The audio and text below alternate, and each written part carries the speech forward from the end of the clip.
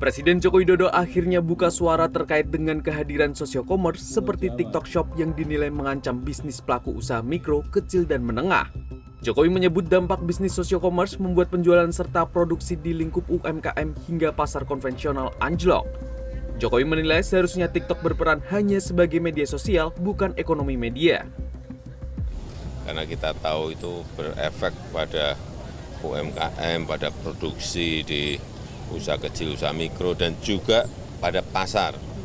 Pada pasar, di beberapa pasar sudah mulai anjlok menurun ya karena serbuan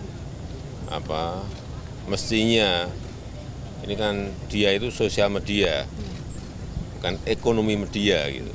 Itu yang baru akan diselesaikan untuk diatur. Akan lebih didisiplinkan? Itu yang baru segera diatur. Masih berada posisi regulasinya di Kementerian Perdagangan. Selain itu, Jokowi mengatakan tindak lanjut terhadap keberadaan TikTok Shop masih disiapkan.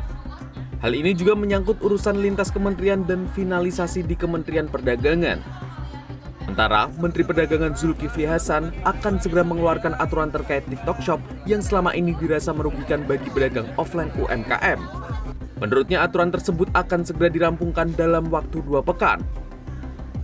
Zulkifli mengatakan bahwa platform digital tidak boleh jadi produsen.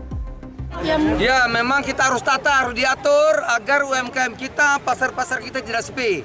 Mudah-mudahan 1 minggu, 2 minggu selesai. Lagi ditata, lagi diatur ya. Oke.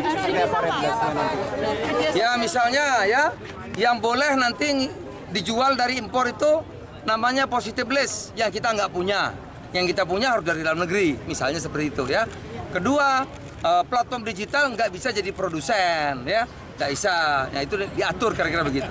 Menteri Komunikasi dan Informatika Budi Aristiadi mengatakan TikTok Shop telah mengantongi izin untuk media sosial maupun berjualan secara daring di Indonesia. Izin keluar sejak Juli lalu.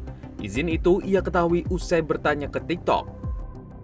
Karena izin itulah menurut Budi, pihaknya tidak bisa asal mengambil keputusan menutup TikTok Shop sesuai yang diinginkan beberapa kalangan belakangan ini. Menurutnya langkah itu harus dilakukan melalui kajian dan evaluasi mendalam. Daun jeruk ya, ini yang membuat rasanya itu